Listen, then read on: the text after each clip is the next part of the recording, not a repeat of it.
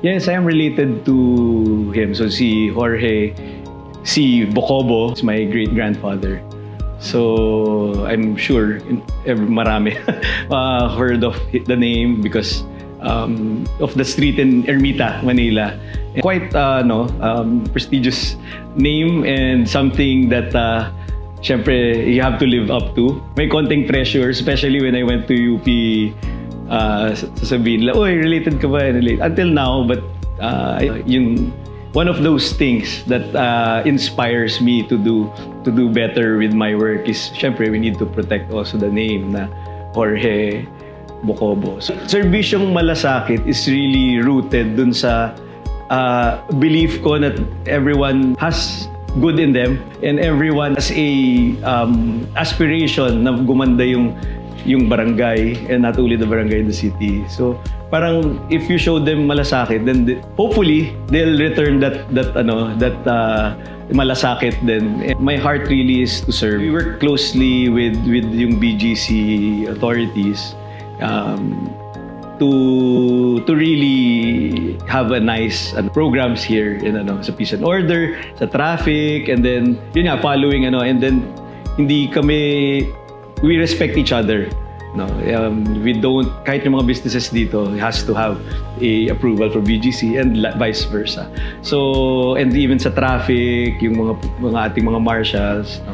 Although they are controlled by BGC, syempre nasa amin din yung we deputize them. So it's really it's more of the good harmonious relationship.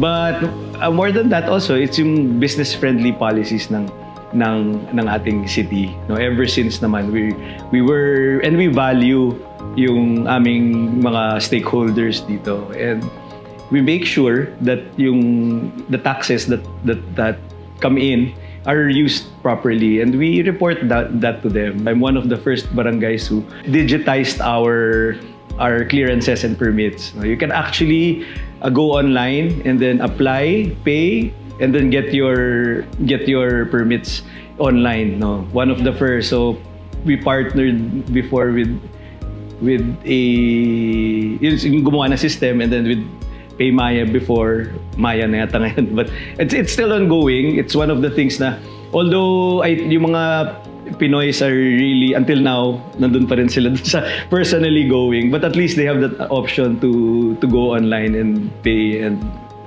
have their release. But it's one of the things na gusto ko rin gawin is really to build like mga pocket parks para at least yung mga areas that are green in the barangays. We grew up in, sabi ko nga pagka we grew up in, pupunta tayo sa mga plaza or sa basketball court or areas that are safe, to meet with our barkadas, our friends. But now the kids nasa street na lang, very dangerous, or naka-gadgets, we have to give them also the space. So you only need a small space actually, and then even the senior citizens can use that. So ngayon din may program kami for urban gardening, si Mayor Lani, and really yung mga clean and green natin. So hopefully makahabol in other aspects. Aside from urban gardening, marami naman. I mean, we make it a point na services that are here are felt by those people. Especially, siyempre, yung distributing din yung I think 85% of income ng Taguig, it comes from Fort Bonifacio. So, yan yung it's really using that and then spreading it and making it yung mga programs felt from medical mission, social services. The subway will be passing here. In 29 years of public service, tayo po ay nag-serve sa mga mamamayan, and 7 years as punong barangay at liga ng mga barangay president. At I think nakapag-achieve po tayo ng maganda sa Barangay Fort, and now gusto po natin na mardama rin yan ng buong 2nd District at of course ng ating City of Taguig.